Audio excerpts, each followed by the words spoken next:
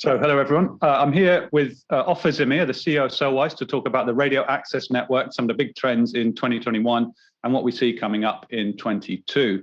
The market, has to be said, is on an absolute tear. 2020 was a new record for investment in RAN equipment by operators. And my colleagues at Omdia, who run a global RAN forecast, are expecting a new record for 21. Take a little while to see what the final quarter numbers are, of course. Somewhere around 45 billion to be spent on RAN equipment this year. 22 is looking very strong, perhaps not a new record, but also another very strong year. It's really all on the back of 5G RAN investment. Keep in mind as well, that's just spending on RAN equipment. There's all the investment in spectrum, in sites, in transport network, and so forth. So it's a really big infrastructure investment going in from the sector right now. Ofir, the big kind of story for me, I think, this year and next year particularly, is preparing the RAN for standalone operations. So many dependencies on RAN. I really think operators are going to have to use all the tools in their box to pull this off. What are you seeing in terms of 5G RAN investment and the SA move? So thank you, Gabriel. Thanks for being here. So you're right. You're absolutely right. Even in 2021, our key customers are already, I'd say, testing the waters with 5G SA, and some of them actually more than testing the waters. I would say initial mass deployments, which on one hand is puzzling because they honestly haven't finished their 5G NSA deployments. They're not anywhere near that, and they're already rushing ahead to 5G SA. My take on this is that a lot of the new enterprise-oriented use cases, scenarios, aka slicing, are really only available in 5G SA. And many of the carriers want to monetize as quickly as they can the spectrum that they have, the kit that they have, by reaching these enterprise-grade use cases sooner rather than later. And that's probably the reason behind this parallel deployment of 5G SA, 5G NSA. What that brings from them, as I think you correctly pointed out, is a degree of complexity that many of them, using the traditional processes and vendors, are really not aware of. Because imagine a network where you have side by side and integrated in a mesh 5G SA, 5G NSA, and 4G. And from a customer journeys perspective, he or she, or it may be a human customer or a machine out there, want to be able to mobilize and seamlessly transfer between areas that's a 5G SA coverage into 5G NSA, and obviously if there's no 5G into LTE. And the whole meshing between those technologies, and sometimes it'll actually be different vendors as well, something that we're seeing in our customers, is a major headache. And that's obviously where we come in and work with our large customers on streamlining that process of deploying 5G SA, 5G NSA on top of the 4G, having 4G, and really allowing our carriers to reach time to market very quickly and to be able to support these holy grails of slicing use cases. Yeah, huge complexity running NSA, SA, 4G. You know, it's a kind of multi-wrap, multi-stack kind of deployment, and we all want it to be simple and just to work as customers.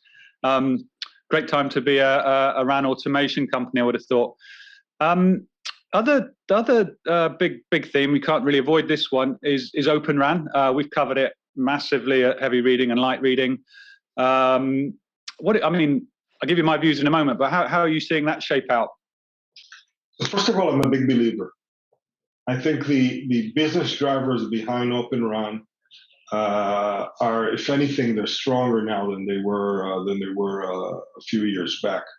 The whole concept of allowing carriers to quickly deploy what's called RApps, but let's call it pieces of logic, okay, applications on top of their network by themselves without making a big project out of it, self-programmability, then being able to pick and choose vendors, best of breed in the various areas.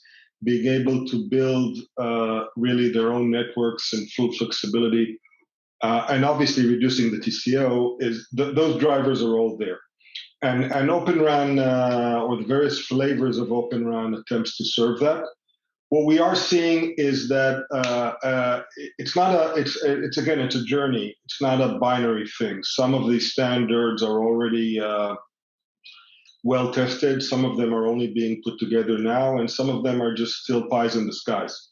So what we see is that if carriers say, okay, we'll do everything the old way until OpenRAN will be fully mature, they'll have more than a few years to wait for that. And maybe it's the right strategy for them. I'm not saying it isn't, but a full standardized OpenRAN will take a while.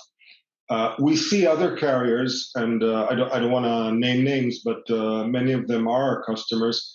They're taking a more transitory approach where, okay, they want a piece. The O1 is there, so let's integrate O1, and all the rest of the APIs are non-standard. And then when that will be standardized, they want to upgrade that. I think that puts a huge bar to the vendors in the industry, including Cellwize, but not only, all the vendors, to allow that migration process towards O-RAN while allowing the carriers to reap at least some of the benefits of O-RAN now. And I see carriers taking that approach, and we as vendors need to be future-proof and future-ready, which are terms that are often abused, but here they have to really mean something. So that's my view on where O-RAN is going. Yeah, good stuff. I mean, I think you certainly agree in the sense that it's going to be a kind of a phased approach. I think people will, even if you introduce OpenRAN in whichever form, whether it's O1 or something more dramatic, I guess, that you're going to end up running all of the existing network for many years. We just talked about how there's been this huge investment already, so it's going to be a little bit like we talked about before. You've been running in parallel streams in the same network, even if not adjacent sites and so forth. So I think that's going to be quite a big operational lift for a lot of operators in terms of just how they manage that introduction. I actually think on a really broader point, starting to think more about OpenRAN as sort of shorthand for a next-gen RAN in many ways. Yeah. That's kind of the view that I've come to over this year or so. Other thing, last question. You mentioned there, I think you mentioned RAN programmability, and that's quite a broad topic in OpenRAN. It's via the RIC and so forth, but exists already in CSON and so forth. How do you see programmability? What's the state of play today, and how do you introduce the next phase of automation here? So let's talk about the business drivers first. So in terms of business drivers, there's quite a few carriers out there that they see what's been happening in the IT world for a few years now, that open platforms came into play, and enterprises can develop their own capabilities on top of these open platforms. And carriers have been wishing that would be the case in RAN for many, many years. Traditionally, if I'm a carrier in the US and I have a very cool idea, I don't know what it may be. For example, I want to give a special optimization to voice over LTE callers. What I need to do is I can think about the idea, but eventually I need to call one of my NEPs and make a whole big project out of it. And then that project costs money, of course, because Ericsson's in the world and because they don't work for free. So I need to go through the budgeting cycle, which in a carrier is a very long one. And at the end of the day, maybe 10 months later, I get a budget approval. In other words, every new idea that came up from the field turned into a project, and most of these projects were left on the vine to die, really, because they weren't budgeted. So carriers have been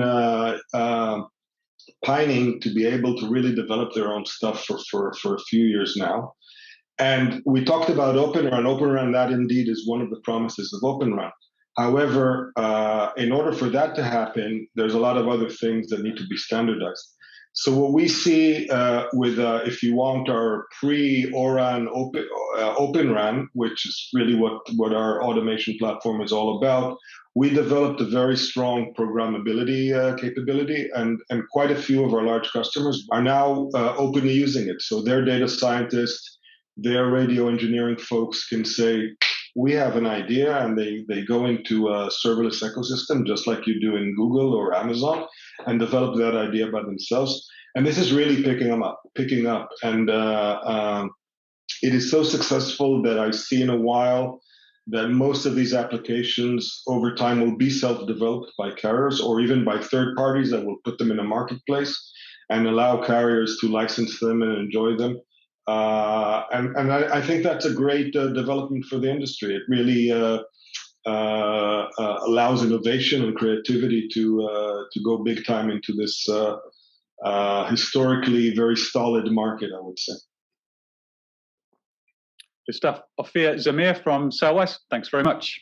Thank you, Gabriel. Have a good one.